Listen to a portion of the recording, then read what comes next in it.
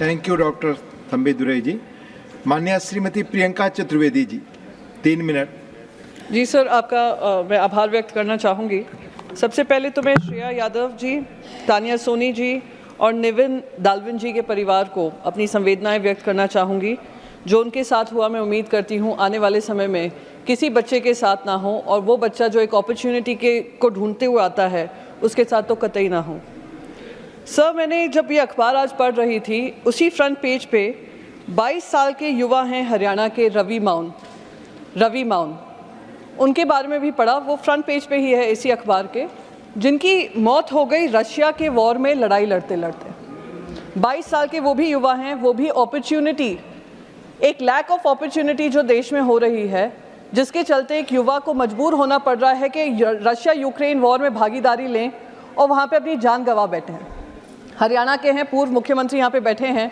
उम्मीद थी कि हम सब उस पर भी चर्चा करेंगे कि जब हम 267 लाते हैं नीट पे, 24 लाख जो बच्चे हैं उनके जो फ्यूचर हैं उनके बारे में उस पर भी चर्चा करें। पर अच्छी शुरुआत है, मैं उम्मीद करती हूँ आने वाले समय में हम वो चर्चा करेंगे। सर, जब लोकसभा के चुनाव हुए थे उस समय पे बात की गई थी पापा ने किस तरीके से वॉर रुकवा दी, और जो युवा हैं वो वहाँ से यूक्रेन से इंडिया लाए गए। वो बच्चे वापस तो आ गए इंडिया, पर वहाँ पर उनको ये ब्रिज कोर्स नहीं दिया कि किस तरीके से वो अपनी MBBS की पढ़ाई पूरी कर सकें। इतना उनको मजबूर कर दिया कि वो वापस यूक्रेन गए अपनी पढ़ाई कंप्लीट करने के लिए। और ये दूसरे युवा हैं हरियाणा के, अगर आप पढ़ेंगे उनके बारे में, उनके परिवार ने अपनी लैंड बेच दी इस उम्मीद में कि वो जो लैंड का पैसा आएगा वो एजेंट को पे करेंगे और वो जाकर दूसरे देश में जाकर वो कमाई करेंगे। पर उनको बरगला कर उनको रशिया में उनकी आर्मी में डाल दिया गया। ऐसे बहुत अनगिनत युवा हैं, अनगिनत युवा जिनकी मौतें हो गई हमें पता ही नहीं है। उसी तरीके से सर, हमने बाकायदा, हमारी सरकार ने इजराइल के साथ ऐसा ही एक साइन किया है, ट्रीटी साइन की है कि हमारे युवाओं के पास यहाँ पे रोजगार नहीं है तो जाइए इजराइल पे बॉर्डर पे जाकर लड़ाई लड़िए, उनकी वॉर हम लड़ेंगे और हमारे बच्चे यहाँ पे शहीद होंगे, हमें उसकी कोई परवाह नहीं है। इसका रूट कॉज एक ही है सर, 9.2% अनएम्प्लॉयमेंट। जो युवा उम्मीद करता है कि उनको आर्मी में भर्ती मिलेगी, उनको अग्निवीर दे दिया जाता है। जो युवा उम्मीद करता है उनको रोजगार मिलेंगे, उनको अप्रेंटिसशिप प्रोग्राम दे दिया जाता है।